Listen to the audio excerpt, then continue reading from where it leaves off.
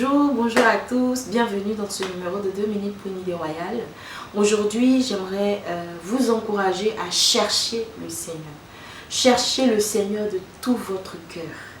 Cherchez-le et vous le trouverez. La Bible dit qu'il se laisse trouver par celui qui le cherche.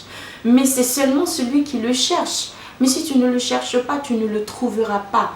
Je prends mon exemple. Ça fait un moment que j'avais demandé au Seigneur de me visiter, de me parler, de se montrer à moi. J'avais cherché le Seigneur, mais d'une façon dans le jeûne, dans la prière. Je cherchais le Seigneur fortement. Un jour comme ça, je discutais avec un ami qui est dans le ministère, un prophète.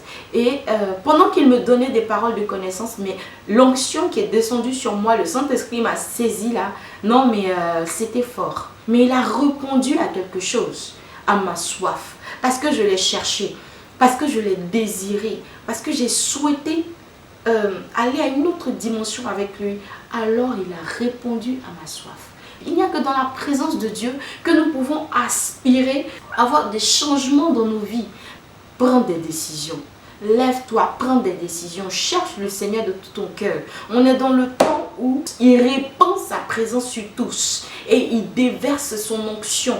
Il est en train de se susciter une armée. Et donc si tu passes à côté, c'est pas bien. Ne passe pas à côté. Parce que si tu passes à côté, tu n'auras pas d'orientation. Dieu ne va pas te parler. Est-ce que tu n'as pas envie de voir toi aussi des anges? Est-ce que toi aussi tu n'as pas envie de converser avec le Seigneur? Si vraiment tu aspires à ces choses-là, mais fais ce qu'on fait pour y aller.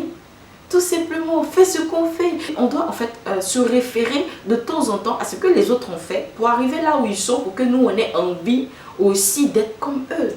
Aujourd'hui, tu as envie d'être comme quelqu'un, mais tu n'es pas prêt à faire des sacrifices. Pardon. Tu n'es pas prêt à faire des sacrifices, mais tu veux être comme l'autre. Regardez, aujourd'hui, on a des gens qui malheureusement ne sont pas là le temps de la traversée de la vallée ou de la montagne.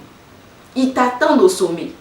Quand tu es là-bas, ils t'admirent. Oh, tu es comme ci, tu es comme ça. Mais tout ce que tu as fait, tout ce que tu as traversé, tout ce désert-là, eux, ça ne les intéresse pas. Ils ne font rien d'autre avec. Ils ont l'œil, c'est pour savoir, c'est rigolo quand même. Mais tu vas t'asseoir là combien de temps? Tu ne te fâches pas un peu? Tu ne te révoltes pas un peu? Tu ne te fâches pas de ta situation qui est là, rien ne change. Tu as une vie monotone.